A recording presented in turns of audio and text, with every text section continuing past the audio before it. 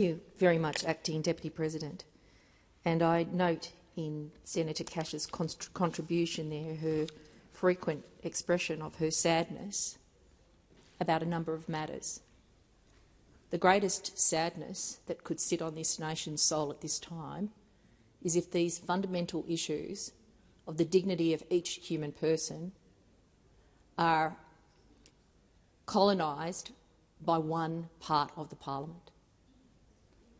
Any sadness that I have will be exacerbated by determination, particularly by those opposite, to pretend there is only one party that will be the champion of freedom, respect and dignity for every Australian. And I hope my sadness doesn't increase because of ill-advised action, political action, by any party of this parliament that is not driven towards peace, but rather towards adversarial comment and the damage that ensues in our society. In August 2017, in Charlottesville, Virginia, white supremacists protesting the removal of a statue of the Confederate General Robert E. Lee marched openly in the streets, chanting with torches, "Jews will not replace us," and raising their hands to perform that horrific Nazi salute with which too many people are familiar. This was a dangerous allusion to the torchlight parades of Nazi Germany. Fire was more than a flare. It signalled violence and destruction. The Nazi regime began by carrying their torches and parades and rallies. Fire then turned to synagogues and Torah scrolls. And ultimately, that fire then turned to the burnt bodies of millions of human souls. In Melbourne, on March 2023, about 30 individuals from the neo-Nazi nationalist social network, dressed in black and mostly with their faces covered, performed Nazi salutes and held up offensive materials on Spring Street.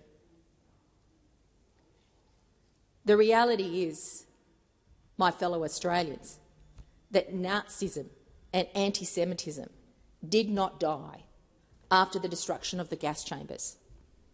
It has continued, and this ancient evil still exists today.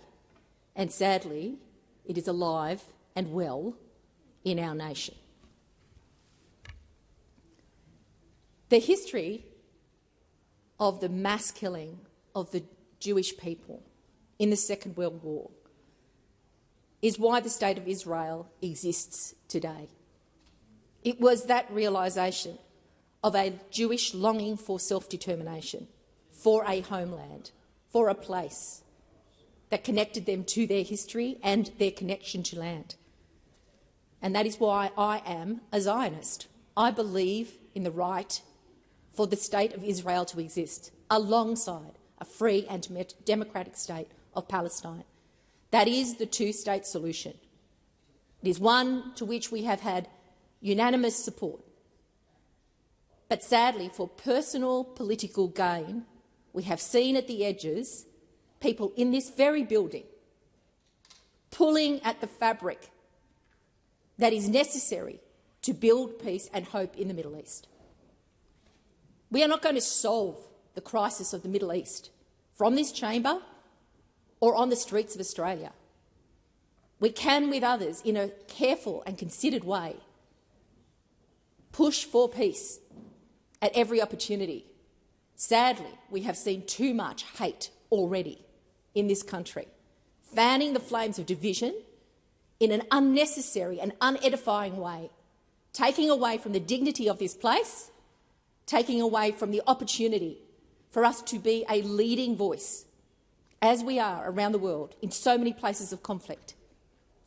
We need to attend to our own housekeeping here and to be clear that we will not stomach any violence towards any Australian of any faith or of no faith at any time. I accept the legitimacy of the State of Israel. It is a vital place in the region for the refuge of the Jewish people.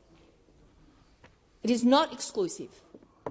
Let me state again, it is not exclusive of a separate democratic Palestinian state, which I continue to believe is necessary for a two-state solution, and I hope that that will be achieved to give peace to the people whose lives are so maligned by the current situation. October 7 stands not only as a travesty of humanity, but also as the largest massacre of Jewish people since the Second World War. Hamas slaughtered and tortured countless men and women. Many who were not killed were callously taken hostage. And that brutality and its consequences continue today. It was brutal, it was inhumane, and I say free the hostages. Free the hostages. I am also deeply saddened that this event on October 7 did not mark the end of civilian deaths, with so many innocent Palestinians dying as a result of the emerging conflict driven by the hate-filled Hamas. Let me say, colleagues, innocence has no nationality, no creed, no ethnicity, and I mourn every death in conflict, whether Palestinian or Israeli. For Australian Jews, they have witnessed a change from a steady uptick in antisemitism to a significant surge. While it clearly was an issue of immediate significance, October 7 also saw a major change in how Australian Jews, our fellow Australians, viewed their own safety in the world they inhabit here. Immediate reporting from the Executive Council of Australian Jewry showed a 738% uptick in anti-Semitic incidents. Suburbs in Melbourne frequented by members of the Jewish community are walking down the streets of our nation in 2024 seeing signs that read, "Kill Jews. Jews live here." I am outraged. I'm disgusted. And I'm in disbelief that there are people in our country who would believe that could ever possibly be something that could be endorsed, condoned, or accepted. This is a terrifying threat to an often persecuted people who have considered Australia, until recent times, a nation as a safe harbour. Graffiti in Sydney, lest we consider this just a Melbourne issue. Graffiti in Sydney read, "Bring back Hitler. Finish the job." Now, this is a shameless call by weak, insipid, dark, hateful characters who have malign intent. A call for the extermination of the Jewish people shows that licence taken from Hamas after October 7 is having real and, importantly, dangerous impact on our society here. Many might not be aware, but Australia is home to one of the largest populations of Holocaust survivors and their descendants outside of Israel. And I'm very pleased that it was an Australian Labor member who absolutely advocated for a place of refuge for the Jewish people.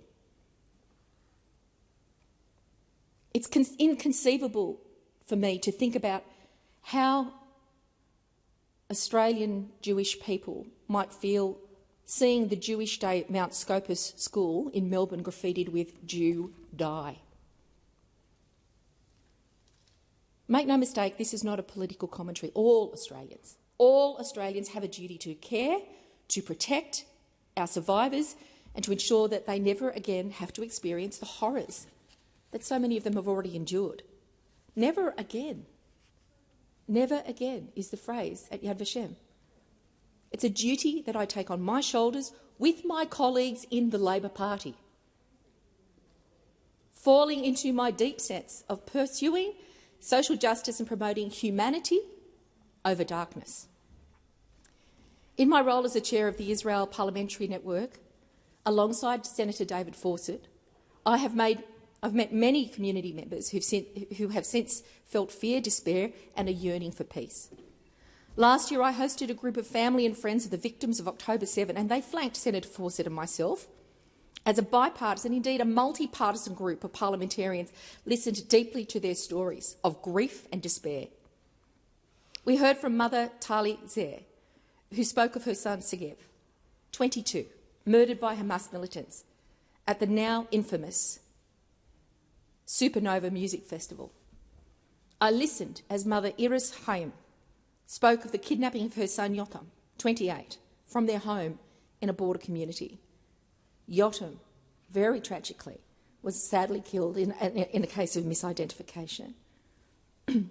Sister Mika Shani spoke of her brother Amit, 16 years, being kidnapped from their home, with Mika and her parents only spared due to the Hamas vehicle being too small to take any more of their family. Mika personally phoned me just a few days later to say that Amit had been freed during a brief pause in conflict.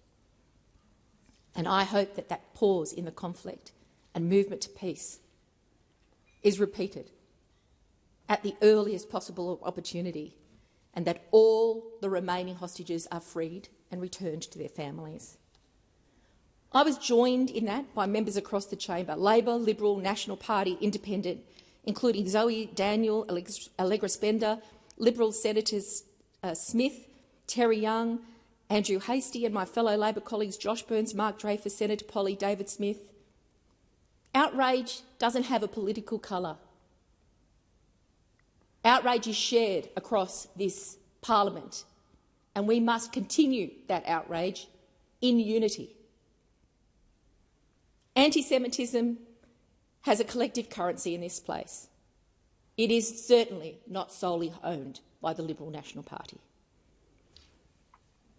Earlier this year, I also hosted the United States Deputy Special Envoy on Anti-Semitism, Aaron Kayak, for a briefing on the state of international anti-Semitism and a discussion of what Australia can do to join with like-minded partners to counter this ancient evil. Again, on that occasion, I was joined by like-minded partners to counter this ancient evil. I was joined by Assistant Minister Watts, Senator Jackie Lambie, who I know is going to make a contribution very shortly, Mr Rowan Ramsey, Ms Ananda Raja. Xenophobia can only be countered through cooperation and consistent effort. And that is why I take issue with what is happening here this morning in this particular form. Because all too obviously, this seems to be a Liberal National Party attempted politicisation of this issue, this fundamentally vital and important issue. Senator Henderson, at the very best, could be conceived of as attempting to bring the issue of anti-Semitism to the fore, and that is why I am participating. But sadly, this device of a private senator's bill is sadly misunderstood by many in the community. If you are really interested in what is being attempted here, have a look, review yourself and understand what's happened to any of these private senators' bills. That being said, I hope that as we move forward, there can be an avoidance of the grandstanding and politicking that has so diminished the debate of this particular critical matter for Australian safety. Private senators' bills are known on both sides of this chamber as an issue-raising endeavour, but hardly an instrument to bring change. And I say with conscience that I take anti-Semitism very, very seriously. The Labor Party is intensely focused on its eradication. We have indeed 3 Jewish members of our parliament who are Labor people, including a senior member of the Cabinet, the Attorney-General. The Liberal Party, the National Party, every party, they know who I am, how many times I've stood on this. They know my beliefs. And those are the beliefs of a 2-state solution for all my Labor colleagues who abhor xenophobia and hate in all its forms. I want to indicate that the government will be supporting the referral of this bill to the Education. Senator Lambie.